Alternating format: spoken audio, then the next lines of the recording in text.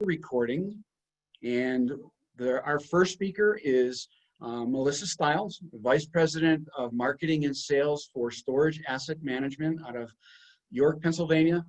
We're happy to have her here. Just in a very quick nutshell, because she's got a lot of experience, but she handles all the marketing, all the data analysis for the marketing, for conversions, press releases. I could go on and on and on, but Melissa is definitely a star with regard to anything in the marketing realm. And today she's going to be talking to you all about reputation matters, and especially now in these times. So Melissa, go ahead. Thank you so much. Hey, Steve. Thank you so much. That was such a great intro. Very nice. Thank you.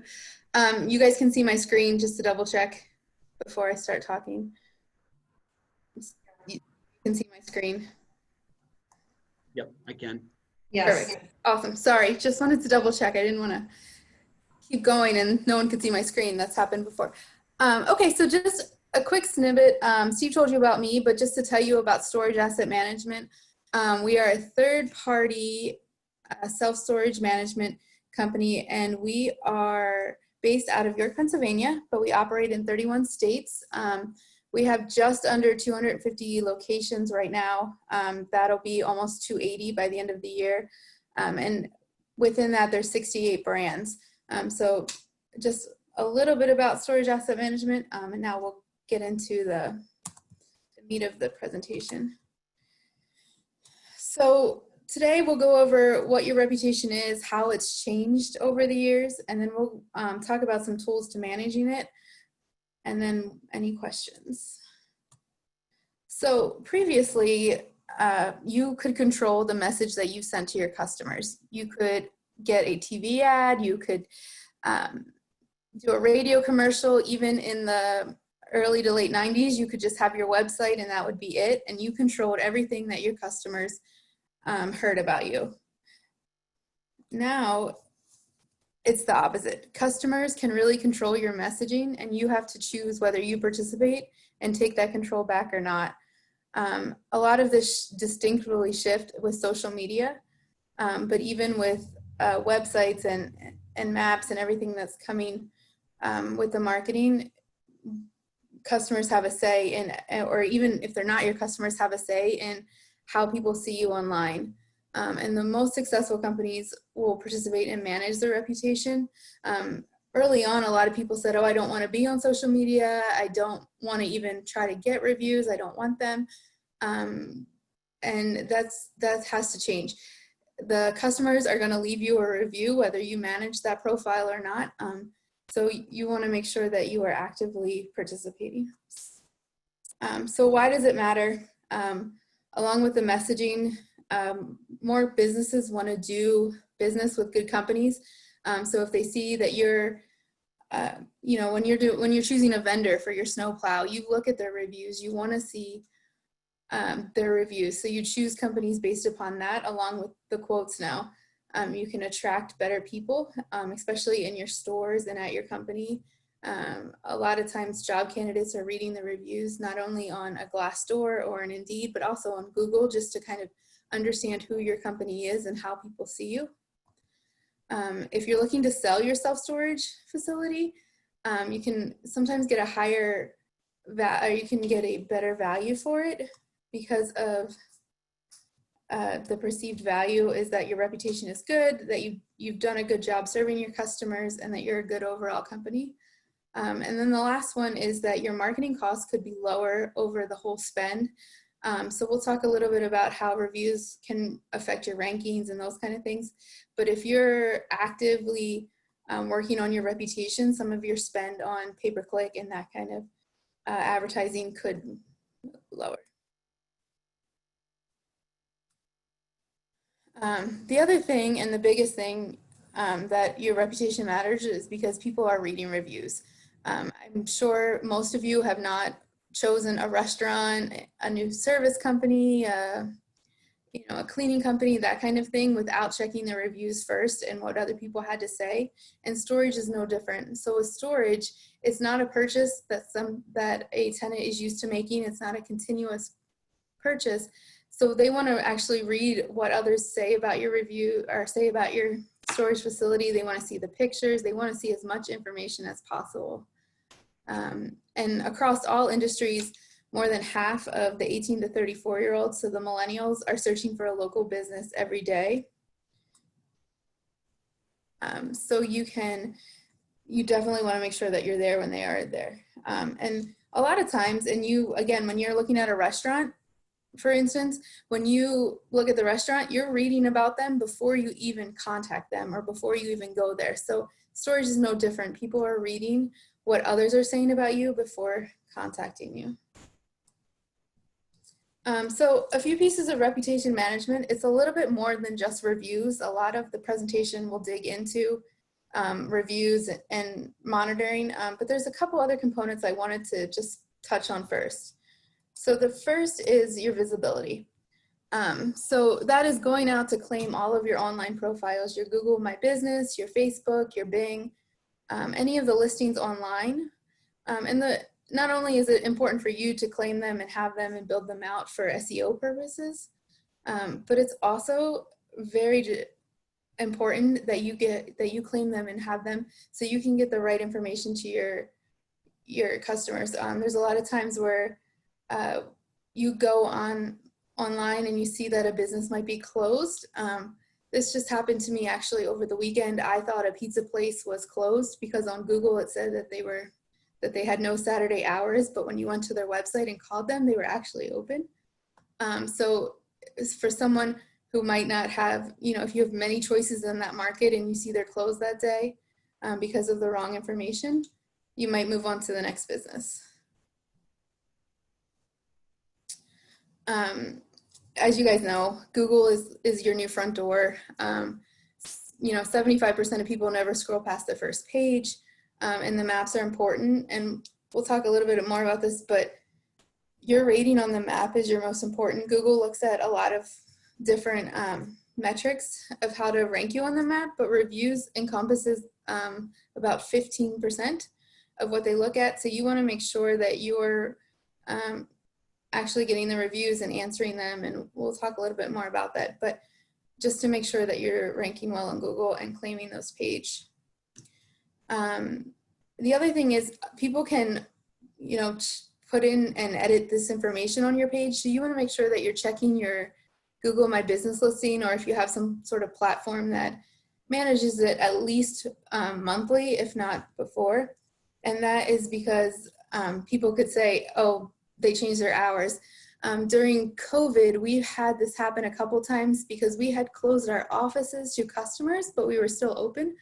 So we had a couple locations where customers just said that they were closed, even though we were technically open. So we were constantly monitoring that. So just something to keep an eye out for is that people can make changes and suggest changes to Google, and you just want to make sure that you're proactive in them. Same thing on Facebook. You want to make sure you claimed your business. Whether or not you want to be on Facebook, you should claim your business because people are going to interact with a page that's maybe not your page. And again, they can change information. People look at Facebook sometimes for hours, etc. So to your website. So just make sure that even if you don't want to be on social media, you at least claim your page on Facebook. Same thing on Google, and here I pointed out the suggest and edit. So you can make an edit to any page, and it's up to the business owner to say whether that edit's okay. Also just showing you this example because obviously they haven't added any pictures, so you look like you're just going to be storing in a field. Again, perception is everything, and the customer will look at that first and go from there.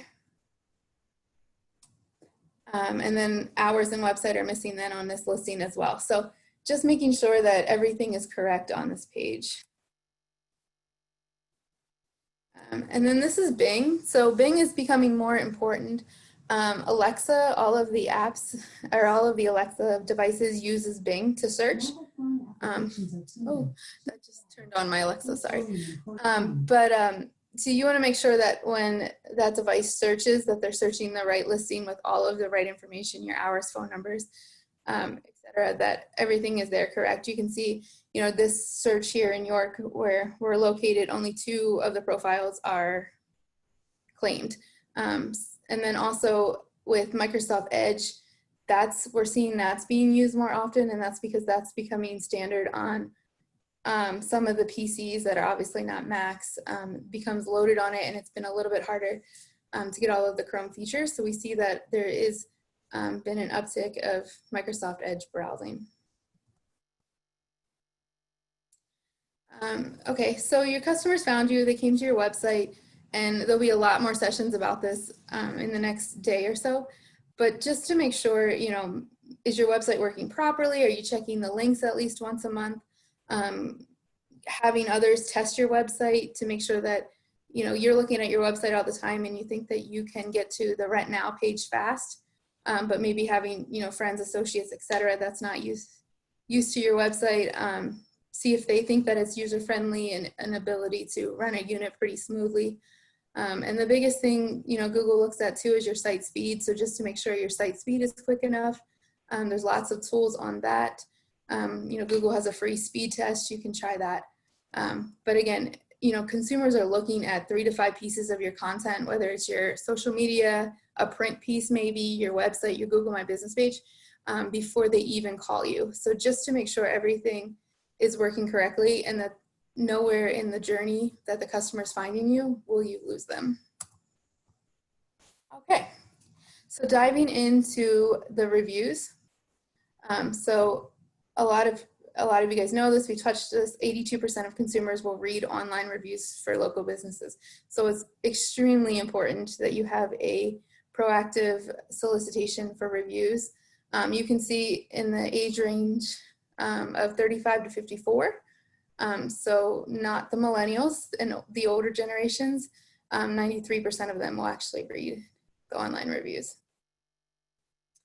We touched a little bit upon this, but reviews make up 15% of the Google local ranking factor. So if there's no other reason that you want to solicit reviews, you know, do it to help your search engine optimization and get your Google My Business up on the map.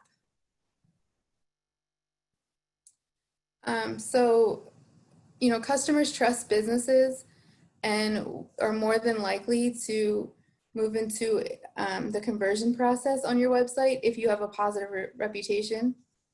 So they're more than likely to do business with you if you have a positive reputation. Just a couple quick facts here. So 68% say positive reviews have enticed them to use a business over another business. So those reviews matter. They're more than likely to choose your business over another business if you have more positive reviews and a better star rating. And 48% of people have said negative reviews make them not want to use a business.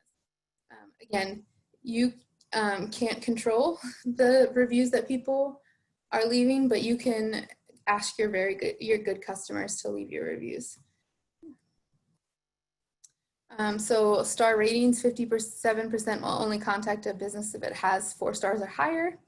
And then this is great for the revenue management piece and maybe selling merchandise or add-ons, but consumers are likely to spend 3% more on businesses with a 4-star rating or more.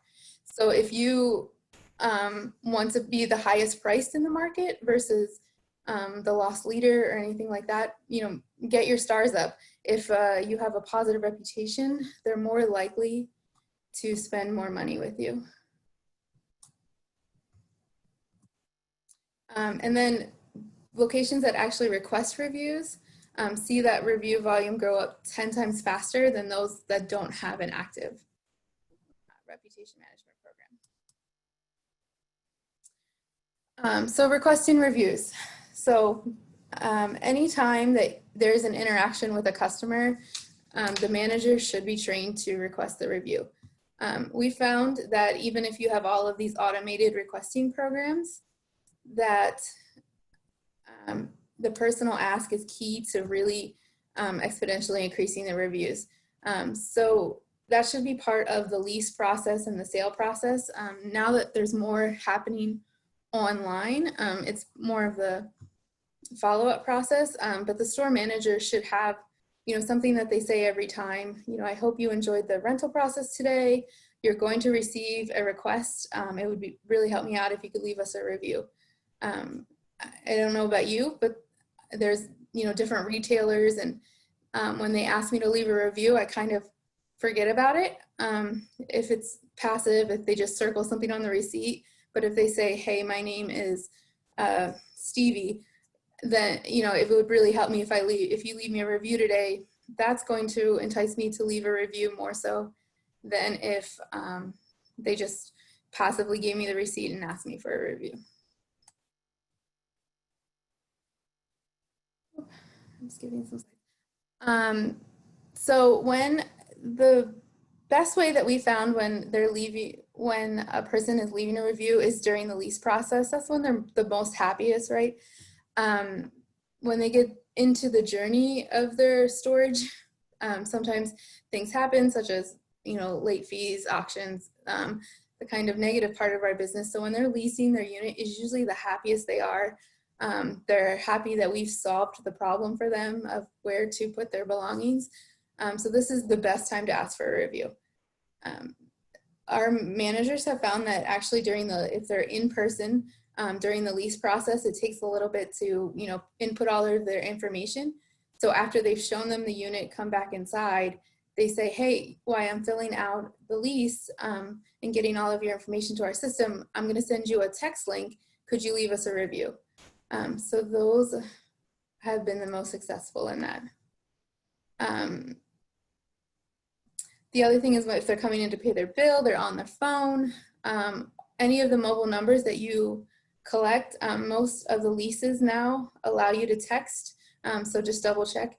And you could have an SMS program as well. The e-sign customers and your online ones are very easy as well, just because they're used to, they've done that transaction online, so they're probably used to doing things online as far as leaving reviews, searching, etc. So they're likely to leave you a review as well. Along with the text messages, we have an automated email drip request campaign too, and that's been helpful. So within 24 hours of moving in or moving out, they get a request that's a survey. It asks them 2 quick questions, and then that survey, we have it set if it's a certain stars or above, they can say, publish this to Google. So it's been really good at exponentially increasing our reviews, other than having them go right to Google and having to fill everything out. We ask them in a survey form, and then it pushes it to Google. We have it so that it's 24 hours and then 3 days and then 5 days if they don't click. So that follow-up is really key in making sure that we get that review. So some other places that you might not think to add the review, so you could add it on your website at the end of the e-sign lease process, ask them to leave the review, or when they're paying their bills at the bottom of your receipts and invoices. If a manager is emailing them out, they could have it at the bottom of their email signature. And then as well, posters and signage around the facility.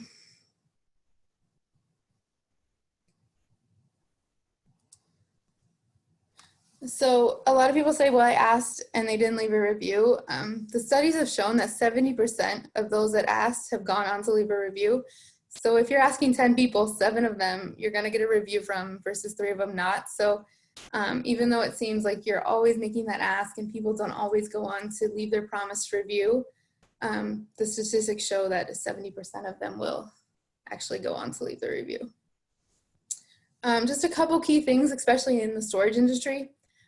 So if you have an auction tenant, one of the things that you might want to do is have a system in place to remove them from receiving any of the automated review requests, just because auction tenants don't seem to want to leave, great reviews. They're in a place that's not helpful for them, and it might be not so good to have them leave a review. So just take them out of your automated process for receiving reviews. The other thing is when someone's signing up for a lease, if they have a Gmail, great, that's even easier for them to leave a Google review. You know that they actually have a Google account, so that's very, very easy for them. And then 18 to 34-year-olds are twice as likely to leave reviews as the 55 and age group. So just remember that when you're looking at your tenants and who you want to really target and go after for leaving reviews. That age group is more likely to write the review.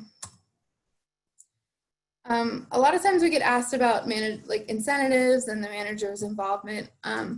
We don't like to incentivize how many reviews they get, just because then you could run into fake reviews, and fake reviews could actually hurt you in the long run. So one of the things that we do is set a goal for how many reviews that they requested, and how many reviews they get versus their move-ins.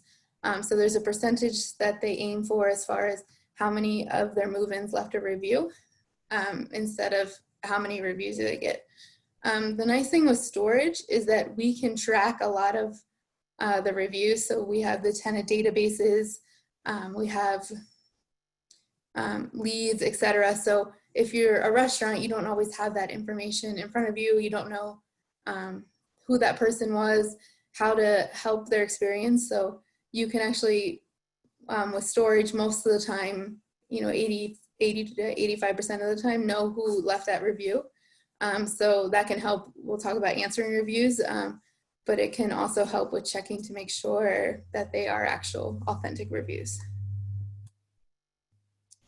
I wanted to throw this in here. So the FTC federal have said that if there's a connection between an endorser and a marketer, the consumer should note that. So if you're offering something for the reviews, I haven't seen too many people get, I guess, busted for this, but it does say that if there's an endorsement and they're getting something for it, that they should disclose that. Oftentimes you'll see that on Amazon or Target, actually in their review sections, you'll see that they say, I'm leaving this review as part of the influencer program.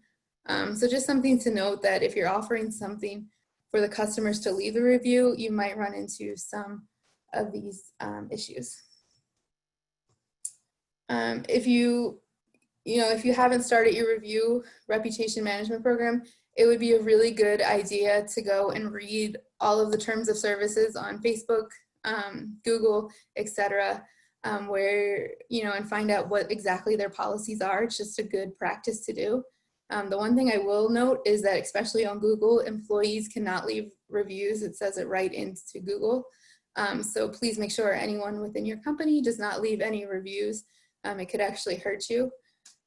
And it says that the reviewers must be actual customers of the business or have used the service. So I know a couple people, I've heard people ask like the UPS person or those type of person, which is great. They've seen your facility, but they've actually not been a customer.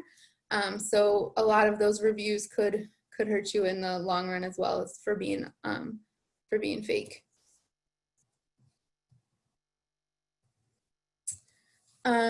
Yeah, so customers can easily tell if the reviews are fake if they don't have anything mentioned about the facility, if they're just a 5-star. Sometimes consumers can even see which ones are fakes or which ones not. Google will punish you also by lowering you in their search results if they see a lot of fake reviews. And how can they tell that? Google knows everything, but a lot of people are leaving the reviews on their phone. So if your phone has never been close to that facility and you leave a review, that might flag in Google that it could be fake. Okay, so you received other reviews and now it's time to answer them. So there's a couple reasons why you want to answer them. It builds a trusting relationship with the customer. So even if you have a negative review, a lot of times myself, I will look at how the company answered that negative review, because you're bound to not make everyone happy. So if you are able to see how they've answered that negative review, if it's been rectified, how they handled it, I think that says a lot about the company, rather than just that negative review. It's also another signal to Google, so it helps your SEO rankings as well. So our goal actually within Storage Asset Management is we answer 100% of the reviews, whether it's positive or negative.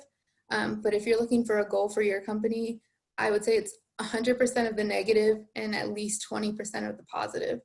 Again, we do 100% across the board just because we want to improve, do everything that we can to improve our SEO, to build the customer relationship. But if you're looking for a goal, 100% of negative should definitely be part of that.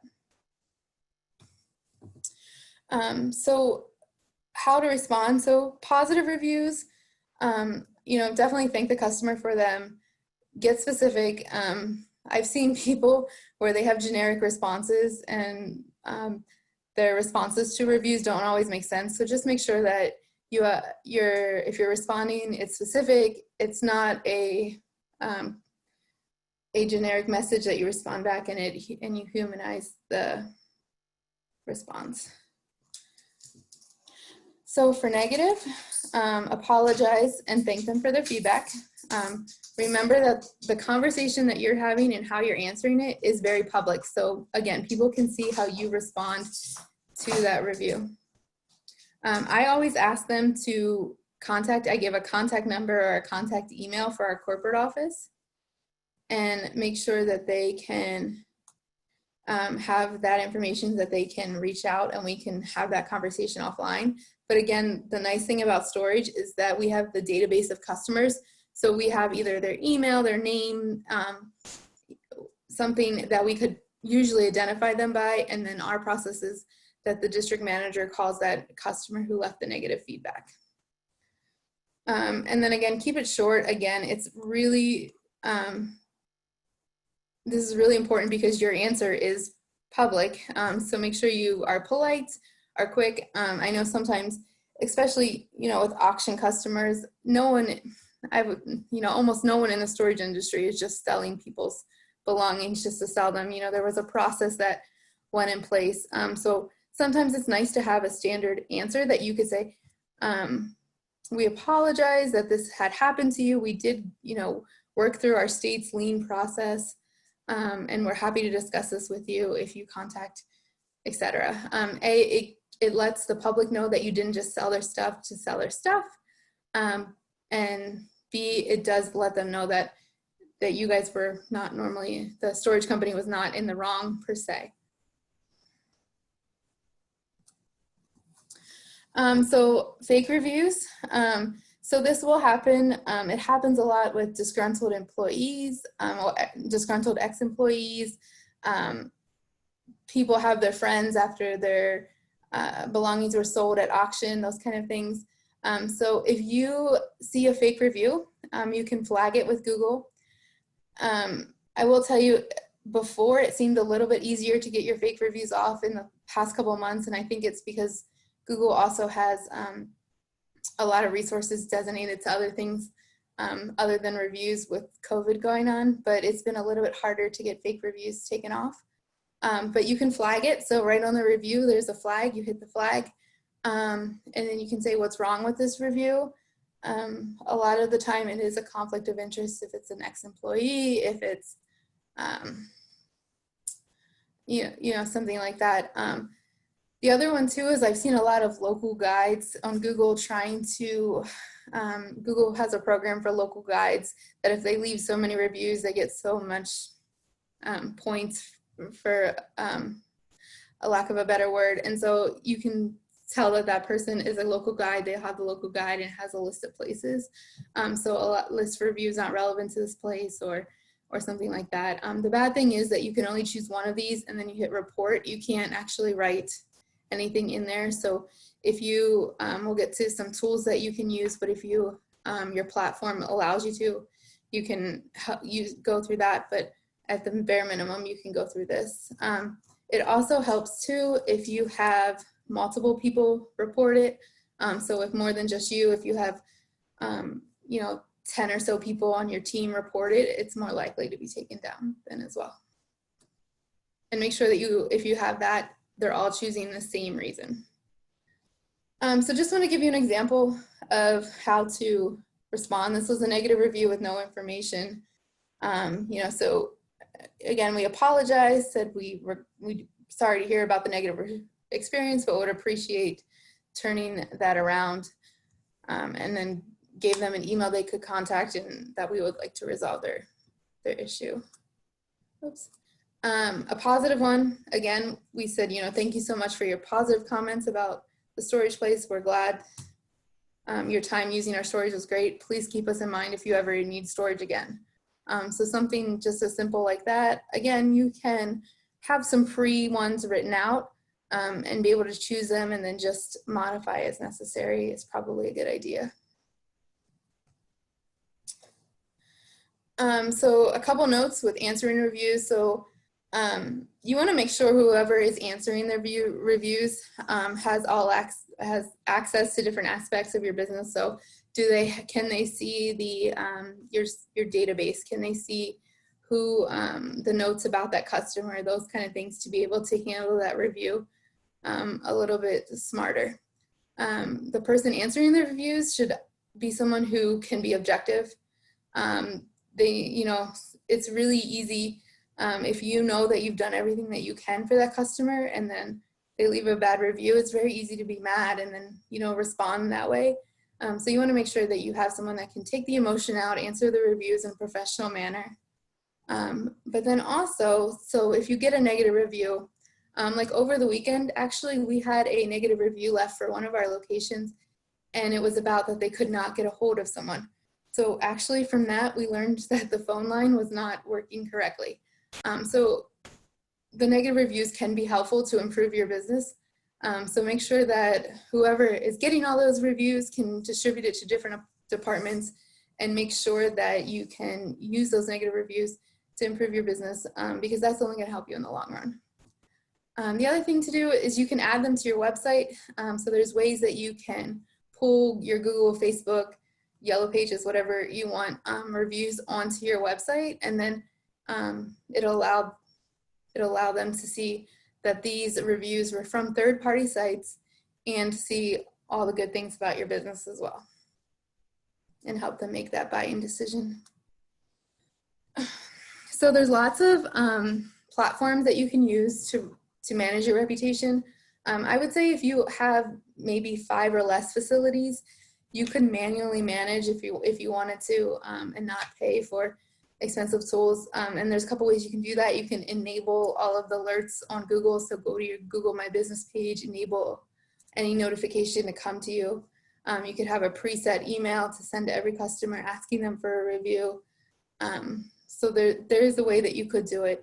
But if you choose to go the platform way, you want to make sure that the platform fulfills all your needs. So does it allow you to request and monitor and respond all into one place? Does it work with your management software to automate the review request process?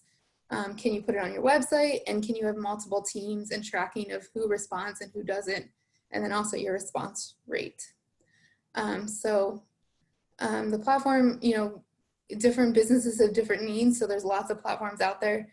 But those are kind of things that you want to think about and make sure that the platform matches your goals.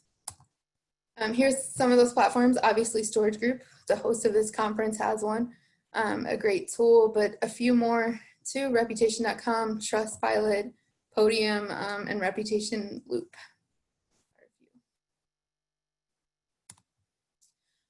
So a lot of people ask, what are, we talked about the manager goals for reviews, but your goals overall for reviews. So I just wanted to mention a couple quick facts. So you should aim for a star rating of at least 4 or higher. 5 makes it looks like, if you have a 5-star review with 50 reviews, that could cause a flag. You might be a little bit suspicious that facility has not ever made anyone give them less than a 5-star review, and they could be fake reviews. So the goal is 4 stars or higher. And so 53% of people would consider using a business with fewer than 4 stars. So you want to make sure that you're aiming for 4 stars at least. The recency of your reviews matter. So 48% of consumers only pay attention to reviews written within the past 2 weeks. So even though you might have 100 reviews, keep requesting reviews, keep using the platform to get more and more reviews, because if you have 100 reviews but you haven't got a review in 6 months, that might cause some consumers to rethink about using your business. Quality reviews, so again, just making sure that your reviews are not fake and they're authentic. And then also, looking at how many reviews you should have. This is from Bright Local, and they're saying in the businesses on the Google map in positions 1, 2, 3 usually have 47 reviews, and then in the 7 to 10 positions have 38 reviews.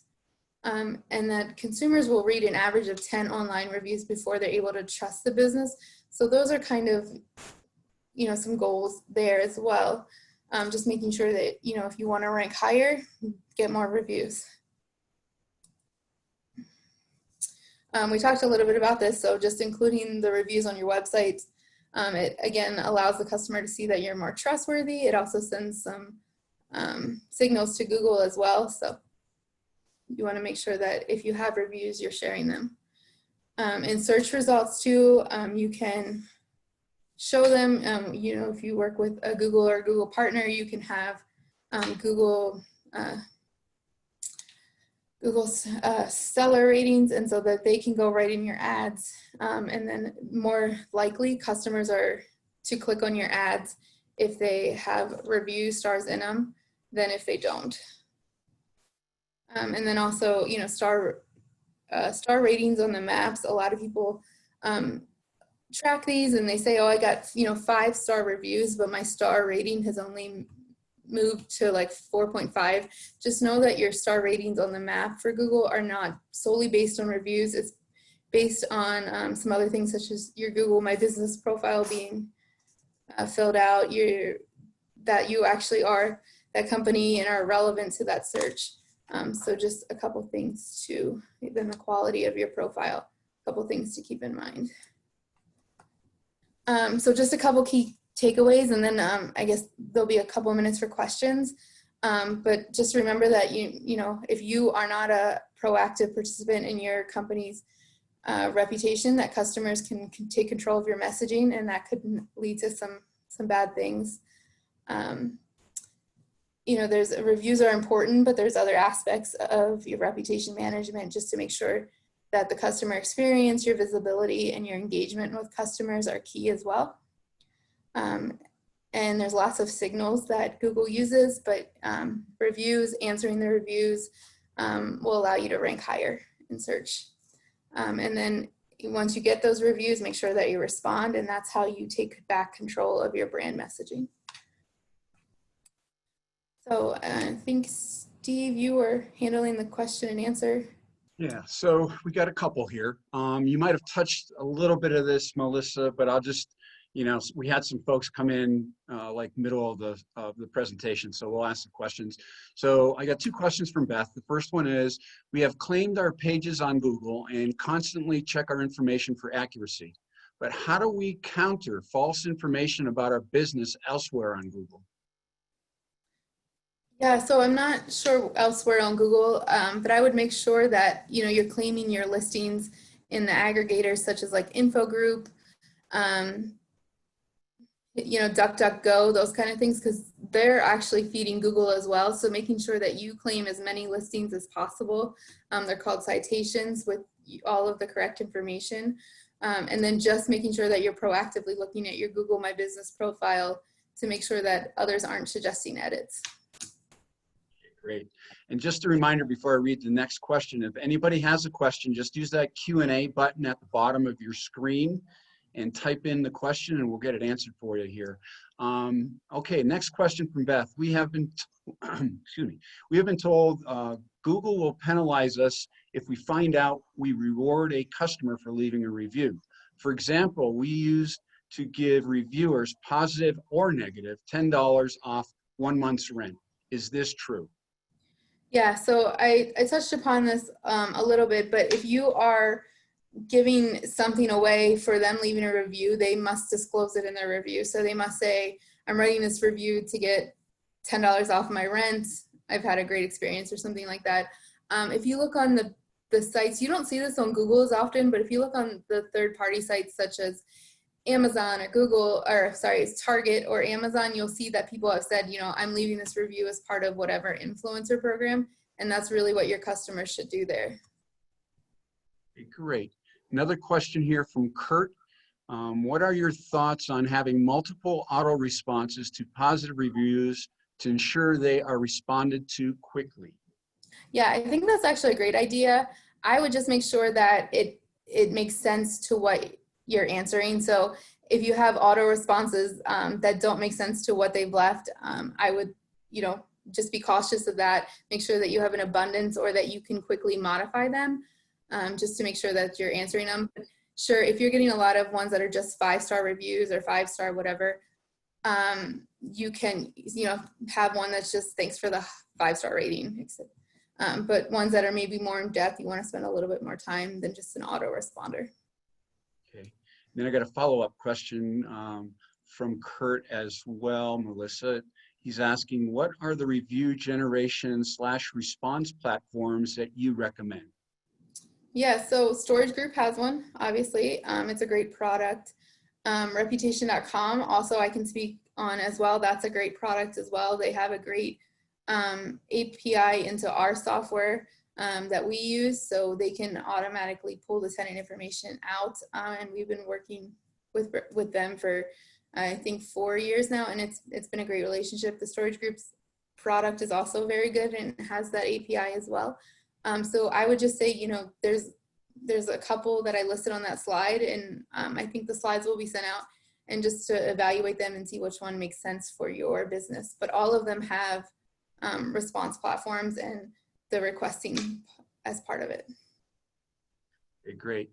I don't see any more questions here, Melissa, but we got about a minute or two. What is the biggest takeaway from this experience? I'll put it that way. This experience we've been under since the beginning of March, operating and managing over 200 facilities. What is a little bit of insight you can give the folks that are on this presentation to? Yeah, well, so first, we're talking about reviews. The biggest thing that did happen, if you're not aware, is Google stopped posting reviews from the end of March till May. So that was challenging as a company that's very focused on reputation. But as far as COVID as a whole, I think, and there's going to be presentations about this over the next day or so, will be the contactless part. So we were very fortunate. We actually, candidly, have been working with Storage Group for 6 years now and have had contactless rentals at almost all of our stores for those 6 years. So that process was pretty seamless for us. It was something that our managers were already used to.